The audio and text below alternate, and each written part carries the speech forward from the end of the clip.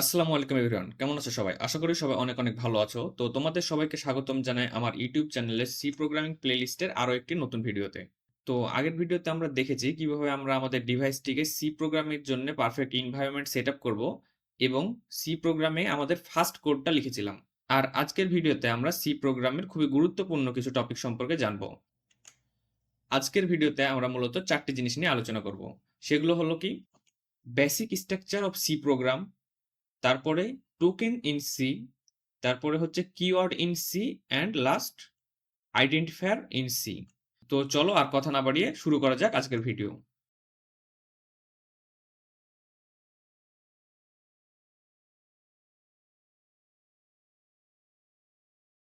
তো সবার প্রথমে আমরা জানবো বেসিক স্ট্রাকচার সম্পর্কে। তো সি প্রোগ্রামিং এর বেসিক স্ট্রাকচারটা কি?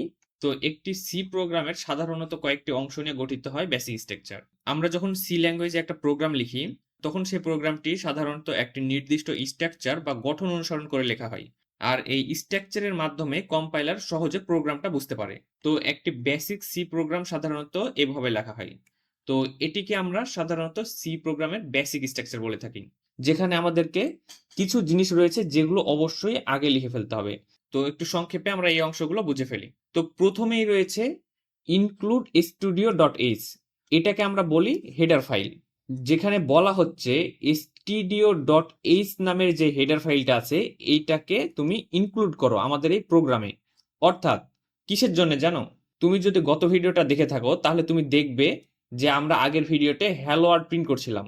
এই ডাবল কোটেশনের মধ্যে আমরা যা দিচ্ছিলাম সেইটা আমাদের প্রোগ্রাম প্রিন্ট করছিল। তো এই যে এখানে আমরা প্রিন্ট কিওয়ার্ড লিখার কারণে আমাদের এটা প্রিন্ট করছে, অন্য কোনো কিওয়ার্ডের কারণে সেটা করতেছে না। তো এই যে জিনিসটা কোডের মধ্যে বলে দেওয়া আছে যে যেই জায়গাতে প্রিন্ট কিওয়ার্ডটা আসবে, দেন যদি ডাবল কোটেশনের মধ্যে কোনো কিছু লিখা থাকে তাহলে সেই লেখাটা হুবাহুব তুমি স্ক্রিনে প্রিন্ট করবে।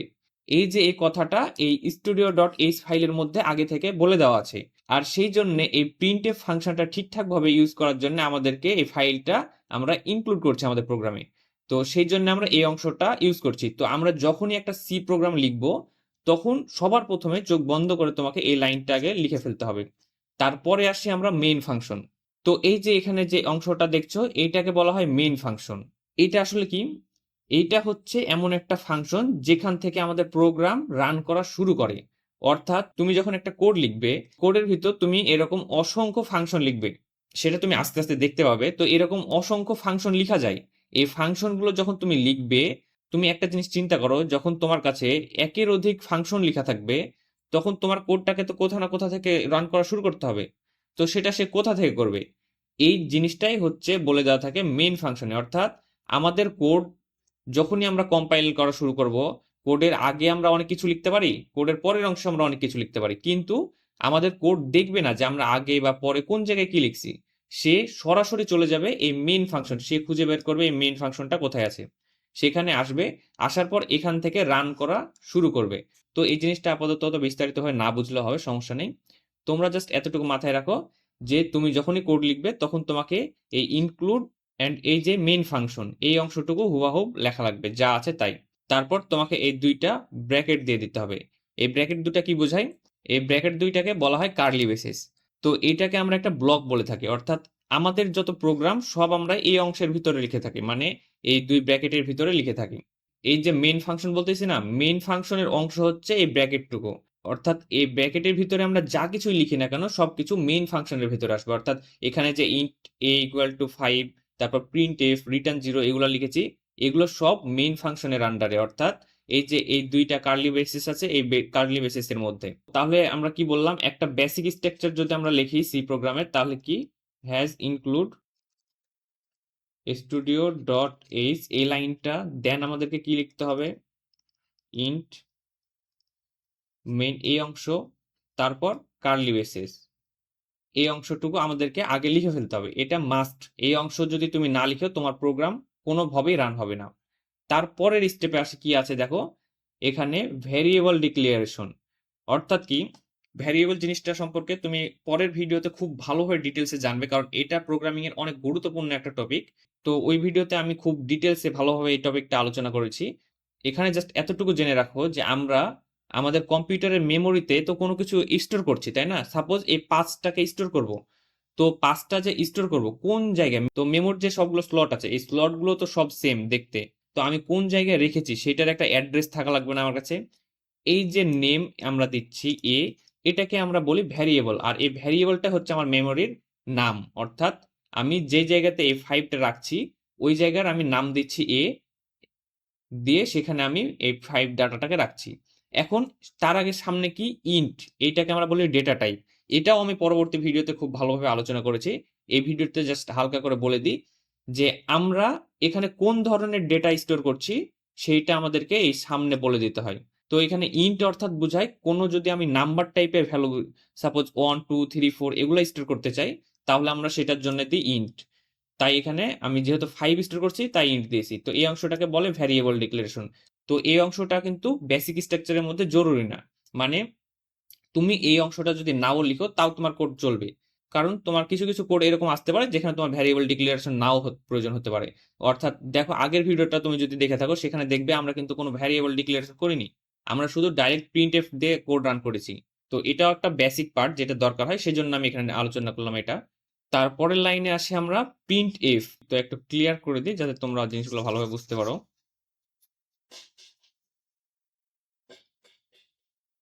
তো তারপরের অংশে আসি আমি প্রিন্ট এফ। প্রিন্ট এফ কি? তো প্রিন্ট এফ এটাকে আমরা বলি একটা প্রিন্ট এফ ফাংশন, অর্থাৎ এটার কাজ হচ্ছে আউটপুট দেওয়া, অর্থাৎ আমাদেরকে কোনো কিছু আউটপুট দেবে। প্রিন্ট এফ এর ক্ষেত্রে বিষয়টা কি দেখো, প্রিন্ট এফ ব্র্যাকেট লিখে আমরা যদি ডাবল কোটেশনের মধ্যে কোনো কিছু লিখি সেইটা প্রিন্ট এফ হুবাহু প্রিন্ট করে। অর্থাৎ এখানে তুমি যদি হ্যালো ওয়ার্ড না লিখে গো লিখতে, সেটাও তোমার সেম টু সেম ওইটাই প্রিন্ট করতো। তো তার মানে কি আমাদেরকে কোনো কিছু যদি সেম টু সেম প্রিন্ট করতে হয় তাহলে আমরা সেটা প্রিন্ট এফ এর মধ্যে লিখবো ডাবল কোটেশন দিয়ে। তাছাড়া প্রিন্ট এফে আরো নানান কাজ রয়েছে, সেগুলো তো পরবর্তী ভিডিওতে খুব ভালোভাবে আলোচনা করেছি। এখন জাস্ট এতটুকু জেনে রাখো যে প্রিন্ট এফ এটা একটা বেসিক স্ট্রাকচারের অংশ। তারপরে আছে রিটার্ন জিরো, এটাকে আমরা বলে থাকি রিটার্ন স্টেটমেন্ট। অর্থাৎ আমাদের কোডটা যদি এই শুরু থেকে শেষ পর্যন্ত ঠিকঠাক ভাবে রান হয় তাহলে শেষে একটা জিরো রিটার্ন করবে আমাদেরকে। যে জিরোটা দেখে আমরা বুঝতে পারবো যে আমাদের কোডের মাঝখানে কোনো জায়গায় কোনো ভুল হয় নাই বা সমস্যা হয় নাই, সঠিকভাবেই শেষ পর্যন্ত রান হয়েছে। তো এইটি ছিল সি প্রোগ্রামিং এর বেসিক স্ট্রাকচার। তার মধ্যে কি বললাম আমি, এই অংশটা হচ্ছে মূল অংশ, যেখানে যে অংশটা তোমাকে অবশ্যই লিখতেই হবে। তুমি এখানে ভ্যারিয়েবল ডিক্লারেশন, তারপর প্রিন্ট এফ, রিটার্ন জিরো এই অংশগুলো চাইলে নাও লিখতে পারো, কিন্তু হ্যাজ ইনক্লুড ইন্ট মেইন আর এই ব্র্যাকেট এটা তোমাকে অবশ্যই দিতে হবে, না হলে তোমার কোড ঠিকঠাকভাবে রান করবে না। তো আশা করি তোমাদের বেসিক স্ট্রাকচারটা ক্লিয়ার হয়েছে। যদি ক্লিয়ার না হয়ে থাকে টেনশন করার কোনো কারণ নেই, এই বিষয়গুলো আস্তে আস্তে আরো অনেকবার আলোচনা হবে ভিডিওর মধ্যে। তো তখন তুমি আস্তে আস্তে এই জিনিসগুলো ক্লিয়ার হয়ে যাবে। এখন জাস্ট এখান থেকে তোমাকে কি ধারণাটা নিয়ে রাখতে হবে আমি বলি। তুমি জাস্ট এতটুকু ধারণা রাখো যে তুমি যখন কোনো সি প্রোগ্রাম লেখা শুরু করবে তখন সবার আগে তোমাকে এই লাইনটা হুবাহু লিখে ফেলতে হবে। তারপরে কি করতে হবে, ইন্ট মেইন এই লাইনটাও হুবাহু লিখে ফেলতে হবে। অর্থাৎ আমি এই যে এখানে যে স্ট্রাকচারটা লিখেছি এতটুকু তুমি হুবাহু যা আছে তাই লিখে ফেলবে। তারপরে তুমি কি করতে চাও করে সেগুলো এই ভিতরের অংশে করবে। তাই বুঝতে না পারলে টেনশন করার কিছু নেই, পরবর্তীতে জিনিসগুলো আস্তে আস্তে ক্লিয়ার হবে। তো এই কথাটা আমি তোমাদেরকে কেন বললাম, কারণ আমি যখন নিজে প্রথমবার বেসিক স্ট্রাকচার দেখেছিলাম, অর্থাৎ আমার ফার্স্ট সি প্রোগ্রামটা শেখা শুরু করছিলাম, তখন কি হয়েছিল আমি এই বেসিক স্ট্রাকচার গুলো কিছু বুঝতে পারছিলাম না। তখন আমি ভাবছিলাম যে আসলে কি একটা জিনিস এগুলা, আদৌ কি আমার দ্বারা এগুলো হবে? কিন্তু তারপরে আমি কি করছিলাম না, হাল ছেড়েছিলাম না, বারবার বারবার একই জিনিস দেখে গেছিলাম। আমি প্লেলিস্ট শেষ পর্যন্ত শেষ করেছিলাম, যার ফলে কি হয়েছিল আস্তে আস্তে আস্তে আস্তে বিষয়গুলো আমার মাথাতে ঢুকতে শুরু করছিল। দেন এক সময়তে আলহামদুলিল্লাহ আমি সবকিছু শিখতে পারছি। তো সেই জন্য আমি তোমাদেরকে পরামর্শ দিচ্ছি, একটা জিনিস বুঝতে না পারলে তুমি সেই জিনিসটা বারবার দেখো, আর কয়েকবার দেখার পরেও যদি না বুঝতে পারো জাস্ট যতটুকু আমি বললাম যে মাথায় রাখা লাগবে অতটুকু মাথায় রাখো। দেন পরবর্তী টপিক গুলো নিয়ে শিফট করো, তাহলে আস্তে আস্তে জিনিসগুলো দেখবে অটোমেটিক তোমার মাথাতে ঢুকতে থাকবে। তো বেসিক স্ট্রাকচারটা ক্লিয়ার হলে এবার আমরা দেখবো টোকেনস অফ সি। সি প্রোগ্রামে সবচেয়ে মিনিংফুল ইউনিটকে বলা হয় টোকেন। মিনিংফুল ইউনিট বলতে কি বোঝাচ্ছে, অর্থাৎ আমরা একটি প্রোগ্রামকে অনেকগুলো ছোট ছোট অংশে ভাগ করি, আর সে প্রতিটা ছোট ছোট অংশের একটা মিনিং আছে, আর সেইটাকে আমরা বলছি মিনিংফুল ইউনিট। তো সি প্রোগ্রামে সাধারণত 6 ধরনের টোকেন হয়, সেগুলো কি? প্রথমত হচ্ছে কিওয়ার্ড, দ্বিতীয়ত হচ্ছে আইডেন্টিফায়ার, তারপর হচ্ছে কনস্ট্যান্ট, তারপর অপারেটরস, তারপর স্পেশাল সিম্বল, তারপর স্ট্রিং। তো এগুলো কি এখন তুমি বুঝতে পারবে না? তো এই যে এই অংশগুলো দেখছো না, এই সব বিষয়গুলো ঘুরিয়ে ফিরে তোমাকে এই প্লেলিস্টে শেখানো হবে। কারণ এই জিনিসগুলো খুবই ইম্পর্টেন্ট। এই জিনিসগুলো ঠিকঠাকভাবে তুমি ব্যবহার করতে পারলে তুমি যে কোনো টাইপের প্রোগ্রাম লিখতে পারবে। তো এই জিনিসগুলো তোমার মুখস্থ করার দরকার নেই, এগুলো জাস্ট জেনে রাখার জন্য আমি তোমাদেরকে বলতেছি। তো আমি একটা এক্সাম্পল দিয়ে তোমাদেরকে এটা একটু বুঝিয়ে দিই। তো এটা দেখো, এখানে এই যে ইন্ট দেখছো না, এই অংশটা একটা টোকেন। এটাকে এটাকে কি বলবো আমরা? এটা হচ্ছে কিওয়ার্ড। দেন এই যে এখানে দেখো সাম, এই সাম অংশটা আছে না, এটাও একটা টোকেন। এই টোকেনটার অংশের নাম হচ্ছে আইডেন্টিফায়ার। তারপরে এই যে ইকুয়াল চিহ্ন দেখছো, এটা একটা টোকেন। এই টোকেনটাকে আমরা প্রোগ্রামিং এ বলি অপারেটর। তারপরে এই যে এ বি, এগুলো কি? এগুলো সব আইডেন্টিফায়ারের অংশ। তারপর এই যে প্লাস আইকন দেখছো, এটাকে আমরা সি প্রোগ্রামিং এ বলি অপারেটর। তো এই যে ছোট ছোট অংশ, প্রত্যেকটার এক একটা মিনিং রয়েছে, আর এই অংশগুলোকে আমরা বলছি টোকেন। তো এই জিনিসটা তোমার এই বেসিক কনসেপ্টটুকু থাকলে হবে, এত কিছু মুখস্থ করা লাগবে না বা মাথায় রাখা লাগবে না। তুমি চাইলে জাস্ট খাতাতে নোট করে রাখতে পারো। খাতাতে লেখাটা অনেক উপকারী আমাদের ব্রেনের জন্য, কারণ আমরা কোনো কিছু খাতাতে লিখলে সেটা আমাদের মাথাতে খুব ভালোভাবে গেঁথে যায়। তো টোকেন সম্পর্কে এতটুকুই। এটা যদি ঠিকঠাকভাবে ক্লিয়ার হয়, তাহলে চলো এবার আমরা দেখি আইডেন্টিফায়ার সম্পর্কে। তো আইডেন্টিফায়ার কি? আইডেন্টিফায়ার হলো ভ্যারিয়েবল, ফাংশন, অ্যারে ইত্যাদির নাম। অর্থাৎ একটু আগে আমরা লিখছিলাম না ইন্ট এ ইকুয়াল টু 5, এই জায়গাতে যে এ লিখছো না, এখানে তুমি এ না দিয়ে বি সি অর্থ অথবা একসাথে এ বি সি এ যা খুশি দিতে পারো। এই জিনিসগুলো তুমি তোমার নিজের মতো চুজ করতে পারো। আর এই জিনিসগুলোকে বলা হয় আইডেন্টিফায়ার। অর্থাৎ তুমি এই যে এখানে এ দিচ্ছ, এটা কি? এটা একটা ভ্যারিয়েবল তৈরি করেছো তুমি এখানে। আবার তুমি যখন বেসিক স্ট্রাকচার দেখছিলা, ওখানে একটা মেইন ফাংশন ইউজ করছিলা না? তো প্রোগ্রামে শুধুমাত্র মেইন ফাংশনটা ফিক্সড আগে থেকে বলা থাকে, কিন্তু পরবর্তীতে এরকম অনেক সিচুয়েশন আসবে যখন তুমি নিজের মতো নিজের পছন্দ মতো নাম দিয়ে অনেক ফাংশন তৈরি করবে, যেগুলোতে তুমি ফাংশনের যত নাম সব নিজের পছন্দ মতো দিবে। তারপর array, array on kind of ভ্যারিয়েবলের মতো। এগুলো সম্পর্কে পরবর্তীতে আরো ভালোভাবে জানবে, আপাতত জাস্ট এতটুকু জানো। তো এই যে এই জিনিসগুলো, এগুলো কি করে? প্রোগ্রামার নিজের ইচ্ছা মতো নাম দিতে পারে। তো আইডেন্টিফায়ার কি? জাস্ট এতটুকু জেনে রাখো যে ভ্যারিয়েবল, ফাংশন, অ্যারে ইত্যাদির নাম হচ্ছে আইডেন্টিফায়ার। যখন তুমি হচ্ছে ভ্যারিয়েবল, ফাংশন, অ্যারে শিখবে, তখন খুব ভালোভাবে বুঝে যাবে যে আসলে আইডেন্টিফায়ার কি, বা কেন বলা হচ্ছে প্রোগ্রামার নিজের ইচ্ছা মতো এগুলোর নাম দিতে পারে। যেমন এখানে দেখো এই যে ইন্ট এজ, ফ্লোট স্যালারি, এগুলো কি? এই স্যালারি, এজ, এগুলো হচ্ছে এক একটা আইডেন্টিফায়ার, অর্থাৎ এগুলো ভ্যারিয়েবল। আর এর সামনের অংশগুলো, এগুলাকে কি বলে আমরা? এগুলো কিওয়ার্ড। তো এখানে আইডেন্টিফায়ার লেখার কিছু রুলস রয়েছে। মানে তুমি ঠিক আছে নিজের মতো নাম দিতে পারবে, এটা তো বললাম, বাট নামটা যে লিখবা, নামটা লিখার একটা রুলস আছে। তুমি চাইলে যে সেভাবে লিখে ফেলতে পারো না।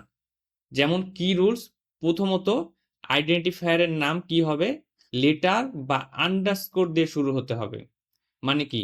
তুমি এ বি সি যে কোনো লেটার দিয়ে শুরু করতে পারো, অথবা আন্ডারস্কোর এটা দিয়ে শুরু করতে পারো, অর্থাৎ আন্ডারস্কোর এ বি এরকম দিতে পারো। তারপরে কি? নাম্বার থাকতে পারে, অর্থাৎ তুমি আইডেন্টিফায়ারে এ ওয়ান, বি টু এরকম নাম্বার ইউজ করতে পারবে। তারপর কি? কিওয়ার্ড ব্যবহার করা যাবে না, অর্থাৎ এই যে তোমার ইন্ট, ফ্লোট, এইসব কিওয়ার্ড গুলো আছে যেগুলা, তারপর রিটার্ন, এসব যে কিওয়ার্ড গুলো আছে, এই কিওয়ার্ড গুলো তুমি আইডেন্টিফায়ারের নাম হিসাবে ইউজ করতে পারবে না। তারপরে কি? স্পেস দেওয়া যাবে না, অর্থাৎ তুমি এই যে কি বললাম আমি, আইডেন্টিফায়ার নাম তুমি চাইলে এ বি সি দিতে পারো, কিন্তু তুমি এরকম দিতে পারবে না যে এ বি তারপর একটা স্পেস দিলে দেন হচ্ছে সি দিলে, এরকম পারবে না। তুমি এরকম পাশাপাশি লিখতে পারবে, বাট গ্যাপ রেখে লিখতে পারবে না। এখানে আরেকটা জিনিস আমি মিস করে গেছি, সেটা কি? তোমরা আইডেন্টিফায়ারের আগে নাম্বার দিতে পারবে না। অর্থাৎ কি?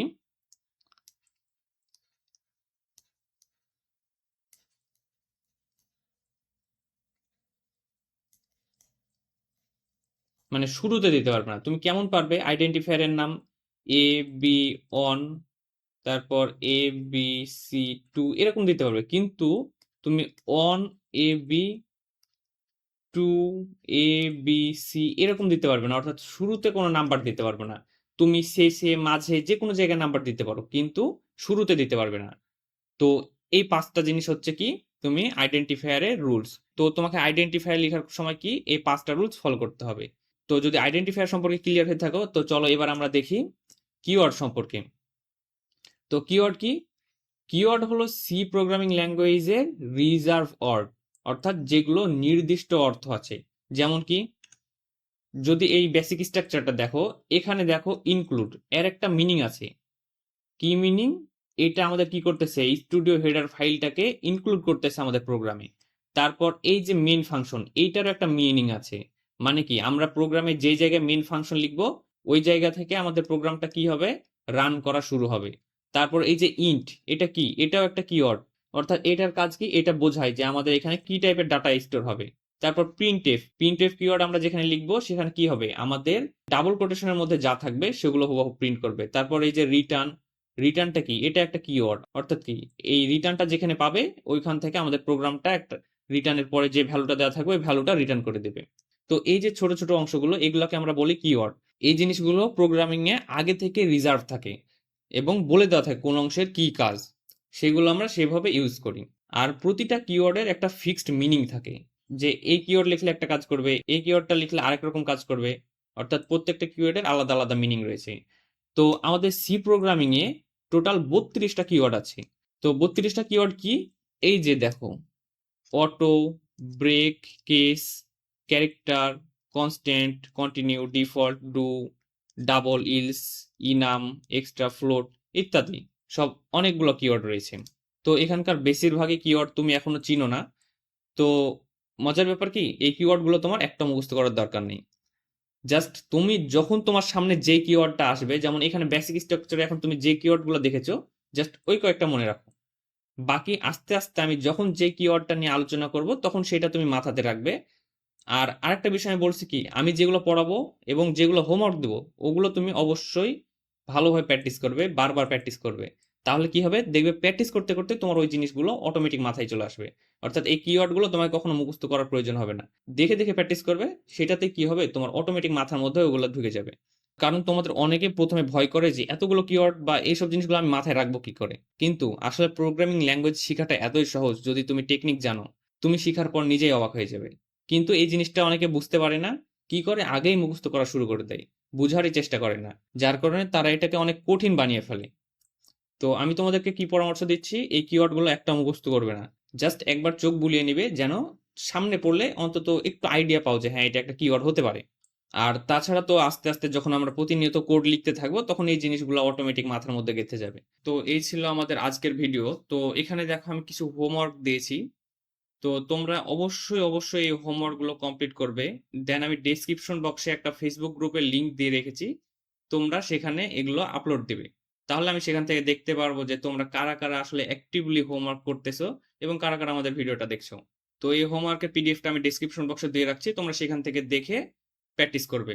অবশ্যই অবশ্যই হোমওয়ার্কগুলো প্র্যাকটিস করবে, এটা তোমাদের ডেভেলপের জন্য অনেক অনেক ইম্পর্টেন্ট, এটা যেন ভুল না হয়। তো এই পর্যন্ত রাখছি আজকের ভিডিওটা। তো পরবর্তী ভিডিওতে আমরা variable, data type, input output ইত্যাদি নিয়ে আলোচনা করব। তো যদি ভিডিওটা ভালো লেগে থাকে তাহলে অবশ্যই একটা লাইক করে দিতে পারো। আর তোমাদের যদি কোনো টপিক বুঝতে সমস্যা হয় বা কোনো কোশ্চিন থেকে থাকে তাহলে নিচে কমেন্ট বক্সে কমেন্ট করে জানাতে পারো। আর অবশ্যই অবশ্যই তোমরা গ্রুপে জয়েন হয়ে যাও, সেই গ্রুপে তোমরা তোমাদের কোশ্চিন করতে পারো, সেখানে অবশ্যই তোমরা সমাধান পেয়ে যাবে তোমাদের কোশ্চিনের।